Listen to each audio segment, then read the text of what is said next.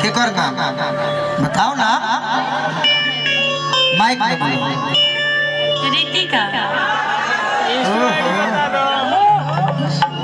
तहार नाम का हो भौजी? भौजी शिवानी। बड़की भौजी। ये दोनों भौजी के भैया बाहर गई बड़े, तो हम सब देवर मिल के ये कहत कि भौजी भैया दशहरा में ना आई, छठ में ना आई, दिवालियों में ना आई है। एगो काम करब, पूछ के का देवर जी, का देवर जी? जोर से पूछ रहा भैया तनी शांति। का देवर जी? ये भौजी देखना, भैया बहरा गोइल बड़े, कितना देवर बड़े सो, तो बिना कोथे के प्रसादी बांट न दो। कैसे कहतरी कैसे? देवर कम करता कैसे? हो जा रहा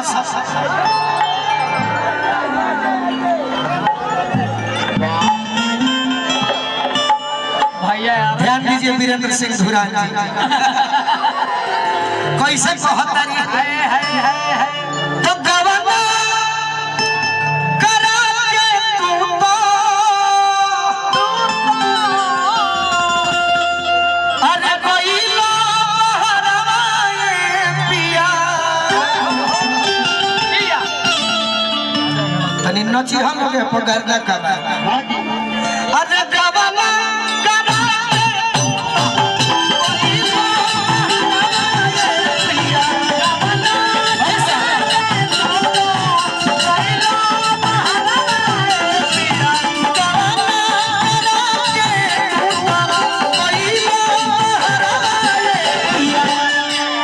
गवना करा के तू तो बचा देला। गईलो बहारवा ए पिया, तो देवरा का करता? पूछो लोग का करता?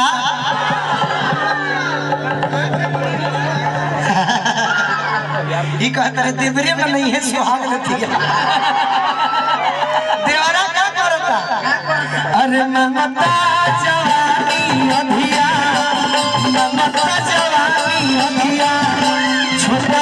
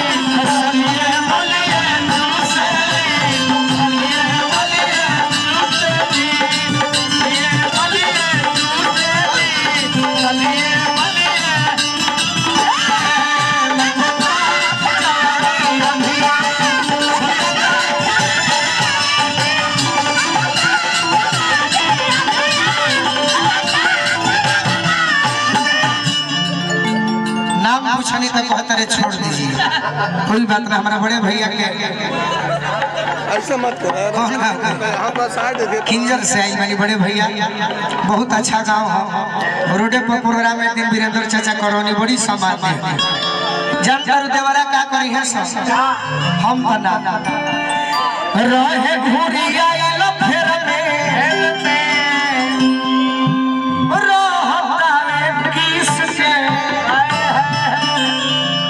कोई दे दलाल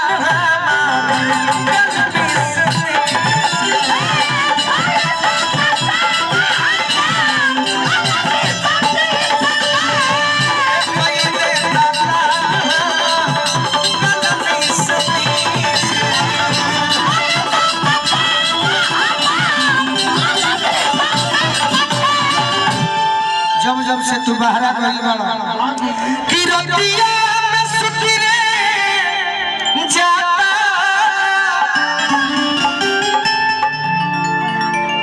आई के बजरवा पिया कतना हम भोजपुरी के सामान बचौले बनी सगोड़ हाथ हमनी के बर्बाद क्या करबो आनी होके पखा जाला रतिया में सुती रे जाता आई के बजरवा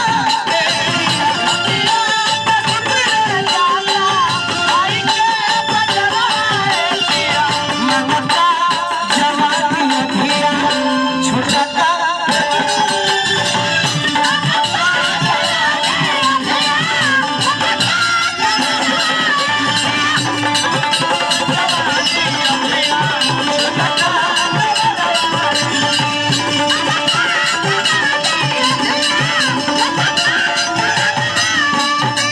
अरे ओ बिंजू मास्टर कुछ अच्छा चटनी बजाओ ना यार मंगता जवानी अभिया छोटा का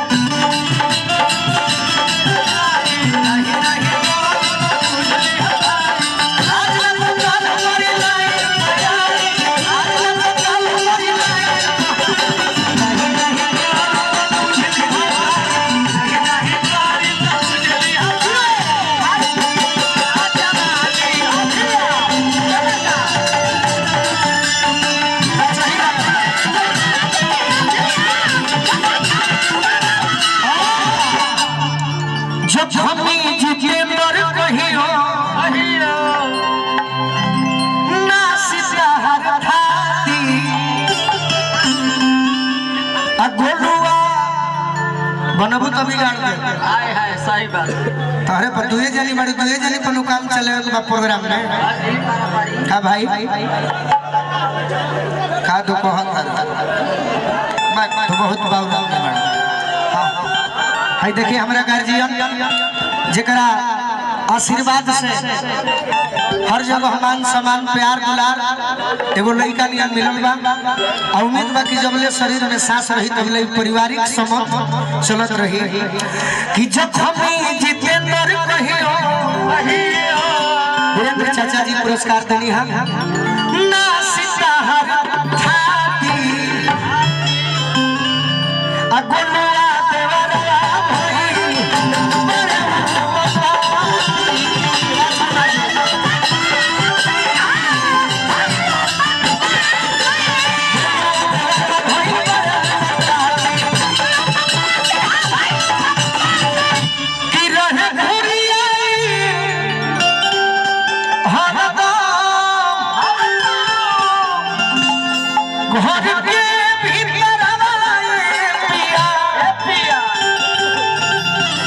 राजकुमार जी बगल गांव से आई बनी नूर चौक से कौन भाई कहला बोली ना गोलू भाई कहबो मोटू भाई कहबो ठीक है ना उससे दिक्कत नहीं